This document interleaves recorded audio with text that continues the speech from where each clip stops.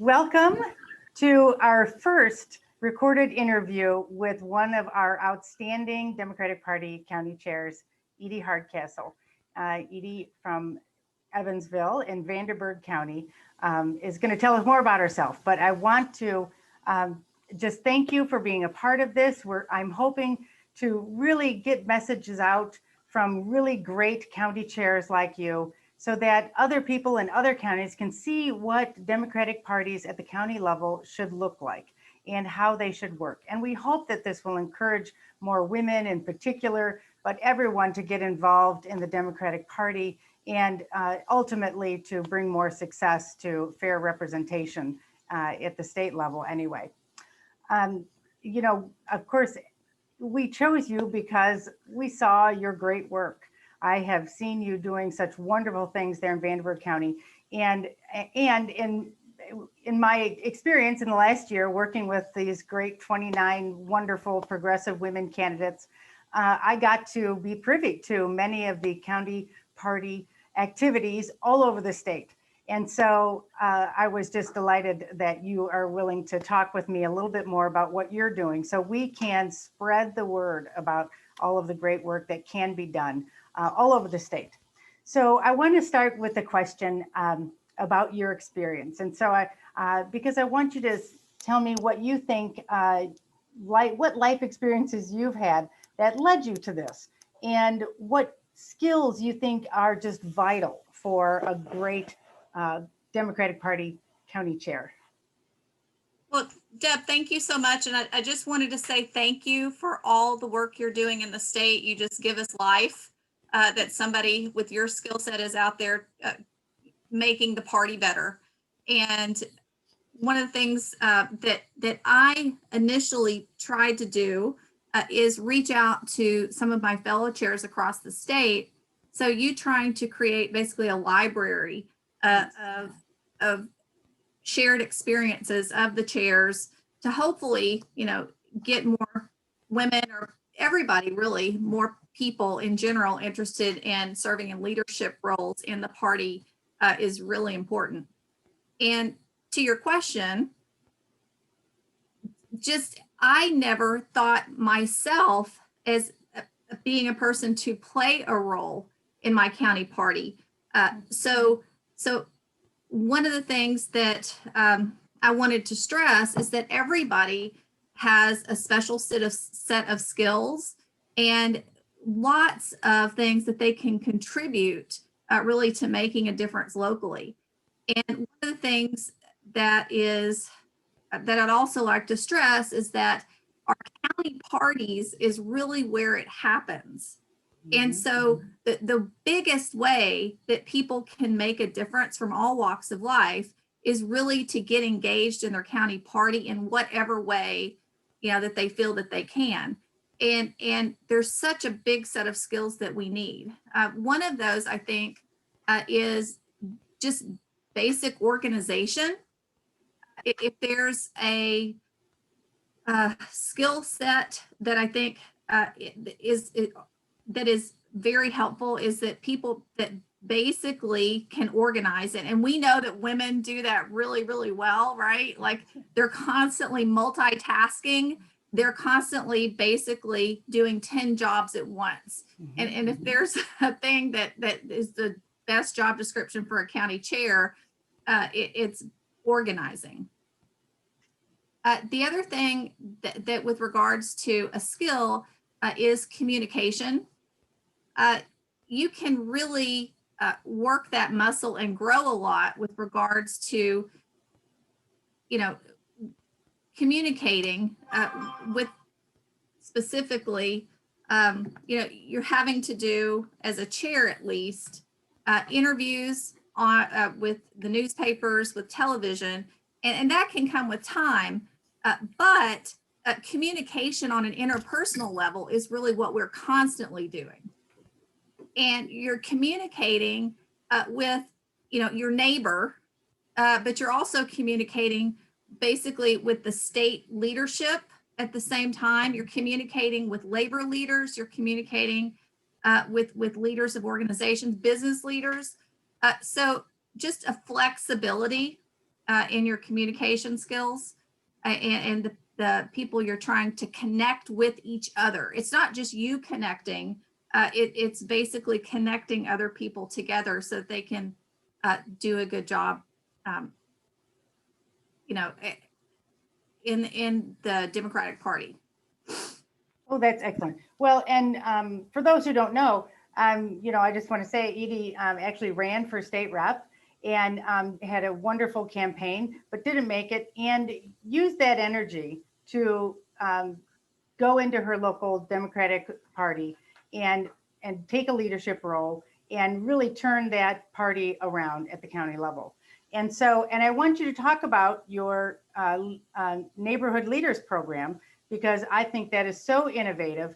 And I mean, I think it's almost kind of comically similar to the precinct committee chair structure, but you really took that to another level, and you did a great job. So tell us about that program. So I think just in general, very broadly, one of the things that makes a successful party unit and a party team is being willing to innovate and go out there and find programs that are successful. To be successful yourselves, you don't have to come up with the brilliant ideas, but you just have to look around and be willing to integrate those that are working elsewhere. And that's one of the things that we did when we came in as a new Democratic team, is that we looked around to basically places that had started out red and that had turned purple and then blue over time by basically having really strong party structure. One of the places that we found like that was the Oregon Democratic Party, who had implemented, with really help from the National Democratic Party, a program where neighbors contacted their neighbors not to push for a specific candidate, but to ask Democrats to vote and tell them how important it was to participate in elections. And that neighbor component of the program is what's so successful. You're not bringing people in from out of state. You're not bringing in people from out of town. You're actually building relationships over time. So this is a long-term program. And that's really the key to success in a county party in general, is building trust in general. And so when you do that with the voter, you build relationships, people are going to pay so much more attention to what you're asking them to do, whether it be vote blue all the way down the ticket, or just make sure you vote absentee, whatever that message is, that's going to be so much more trusted and acted upon if you have a neighbor asking you to do that. And the other key to neighborhood leader program that's been so successful is that people are so busy these days. And for a precinct to take on the responsibility of an entire precinct can be very, very overwhelming. So the neighborhood leader program, one of its successes is it only asks people to take on about 40 households around their own neighborhood. And it can be a gateway drug, basically, in essence, to step into later a precinct committee chair role if people aren't quite, ready to commit to that level of dedication in the party. But we also see that as one of the basic things we ask all of our precinct committee people to do is take on a neighborhood leader turf, because some of even our experienced precinct committee people don't necessarily have time or the ability anymore to canvass 1,000 doors. Ideally, we would like to have our precinct committee people, be responsible for the entire precinct with regards to getting out the vote, but that's not always possible. So the precinct committee chairs are working also with the neighborhood leaders? Is that right? So there's a great deal of overlap. So what we've tried to do is allow precinct committee people to also be neighborhood leaders, because it involves basically hooking them up to a database where they get their 40 households. But I would say with about 230 precinct committee people, I would say more than half of those are also neighborhood leaders. I think in the future, that is one of the ways we will move, is that we will integrate those two programs more closely. I see. And so you're also, and you mentioned it briefly, you're also able to collect data. And so the neighborhood leaders are collecting data, and then how are they getting that into a bigger system, a database? Yeah, it's so wonderful, the level of integration. So the person that his name's Steve Packer, and he's one of the state party leaders in Oregon. He's also a computer scientist who's retired from IBM. So he had the chops to put together the integration of this neighborhood leader program with literally a computer program that integrates seamlessly with the VAN. And if you're familiar with the VAN, it's the Democratic database that we work with, so that when our neighborhood leaders go out and collect information about where people live, perhaps updated phone numbers, email addresses, the neighborhood leader can go home and enter that information into the database, and it updates the VAN. So it serves a great purpose in updating the correct information we have about voters. That is so critical. And that was one of the bigger complaints during this last election cycle, that the VAN data just was not up to date, not accurate. So this is, not only are you succeeding at reaching people, face to face at a meaningful level, really having long conversations and relationships, but you're actually updating the database and making it more accurate, which will prove extremely valuable. Wow, that's wonderful. Okay, so I want to also, so I sent you a list of county party activities, and I, was asking you to choose, a few that you think are the most important. Not that they're all important, because they're all important, but just a few to talk to, just to stay in some time frames. But I'll just read off the list so people know the list. And this is not an exhaustive list by any means. I'm sure people have other ideas of other great things to do that I've not included on this list. So my list includes candidate recruitment and support, volunteer recruitment, training, and volunteer appreciation, precinct chair and vice chair training and peer networking for precinct committee chairs, voter registration, get out the vote, civics education, that is going into schools and talking about the democratic process. And so kids coming out of high school a little more engaged and have a better understanding of how politics and legislating works.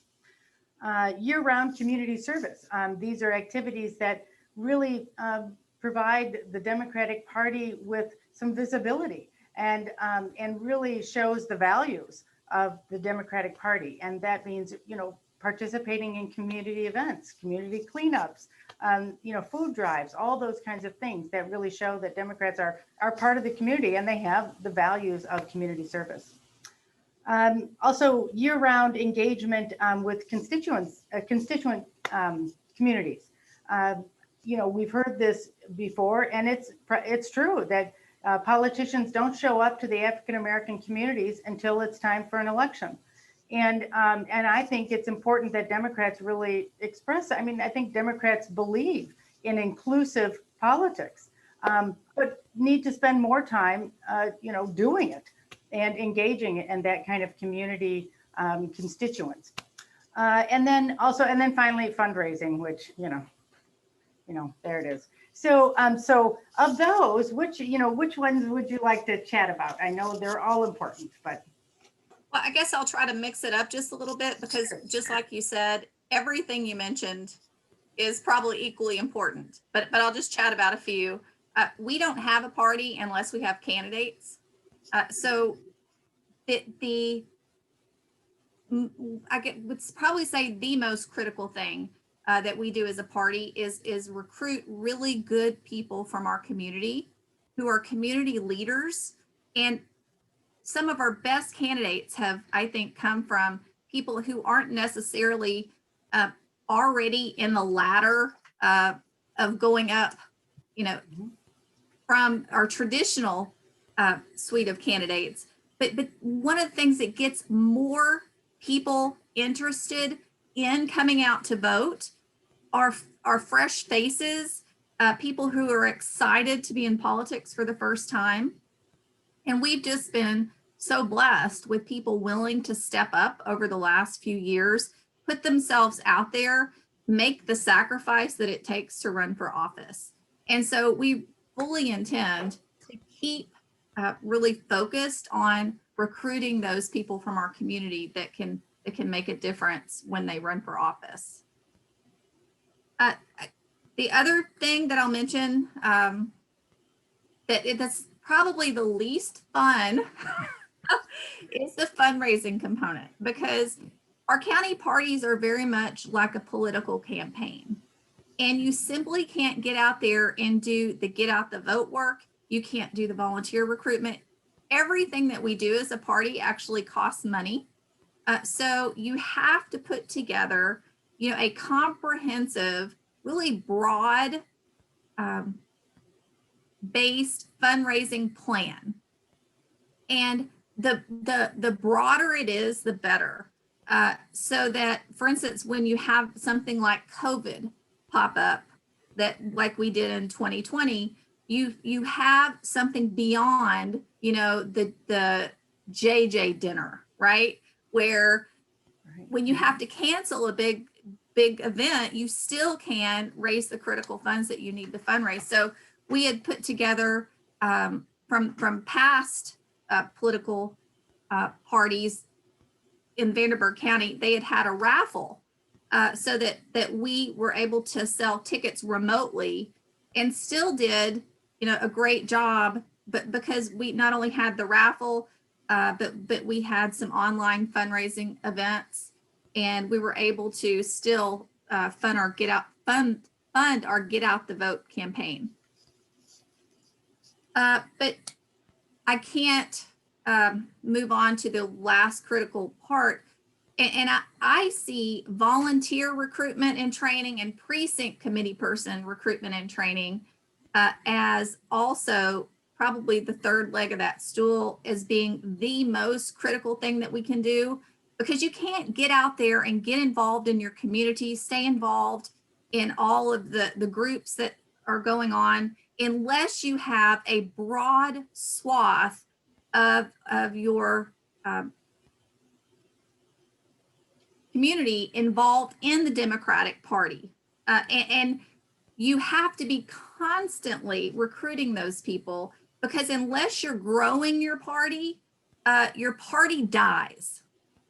Because people are constantly leaving, because of whatever's going on in their life. So you have to constantly be bringing new people in and constantly communicating why you're a Democrat.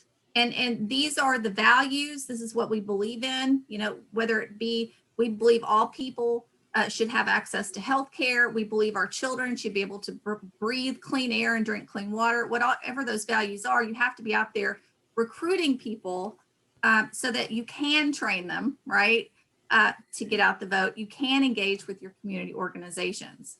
And then you basically have to work them up the engagement ladder. People have such a range of skills and gifts to give. It's basically a matter of having really good people who are willing to engage and determine what people are good at, so that there's a job that everybody can do, whatever it is their gifts are, and you just have to be willing to work with those people in a way that you can make sure that they're engaged to the full extent that you can use them. That is so important. I've been in many organizations before too, and it is it's an art form to identify each person's, beautiful skills and put them in that area, so they're happy, they're doing what they like, and they're successful. So that's great. So let's see. Oh, we're almost out of time. but I want to make sure that people know your day job. You are, tell me what you do. I know you're a teacher, but you do incredible work during the day. And just so people know that this can all be done along with a really, wonderful career. Yeah, well, I'm a college professor, so I'm one of those women with a PhD. Dr. Edith Hardcastle. Yeah. I'm sorry, I should have put that on there. We should put that on there. Dang it. But one of the things that I've been able to do with a liberal arts education, and I mentioned that because our sister university in town here, University of Evansville, is going through some layoffs right now. And one of the, great things that I got from my liberal arts training is the ability to connect, what happens, for instance, in biology, which is my field, to political science, to public policy and things like that, and really have a practical sort of outcomes based look at my education. So I, for the longest time, my engagement in politics was to vote, but you come to a point at which you realize that the current state of politics, more people from all walks of life, it's just the most critical thing that regular people get involved and do whatever it is that it takes to make sure that we maintain our democracy. And so it's that basic of a level of importance, because if we don't all get involved and make a difference, then what I'm doing at my day job, as a professor, that goes away. Wow. And you're so right that now is more important than ever. Thank goodness we have a new president, and that nightmare is over. But Indiana is still in a really bad place. And with gerrymandering, just ready to, be exponentially worse. After this session, of course, I don't know how much worse it can get, but we've got a long ways to go. And through those last 4 years, the Republicans not only succeeded in a lot of terrible things at the national level, but they used those media successes to influence all of these down ballot races. And I'm sure, as you know, the messaging was all nationalized. And we, at least I felt like in my work with candidates, that we could not get our candidates' messages to people who were not already going to vote for our candidate. It was so difficult to break through that information stream that was going to Republicans. I'm not going to go into the whole social media parallel reality situation, but I know that what you are doing is one of my greatest hopes for breaking through that problem. And that is reaching people on a face-to-face, one at a time, relationship-centered approach. So I'm just so excited to be able to talk to you about it. And thank you for everything that you are doing, because you are really going to make a difference in Vanderburgh County for sure. But hopefully you're going to help a lot of other counties improve their work. Well, I think the key to moving forward is to work together. And so that's why I was so excited you're doing the video, because we can't be out there working as 92 separate entities. I think if we're going to be successful moving forward, that we need to be working as a unit all over the state. And so that's why I'm so happy that this video is being done, and that you're interviewing other county chairs, and that we can start working more as a force and start changing, the direction that things are moving in Indiana. Awesome. All right. Well, thanks again, Dr. Edith Hardcastle. I will remember that next time for sure. And good luck in the future. And I know we'll see each other again soon. So take care. Great to see you, Deb. Thank you so much.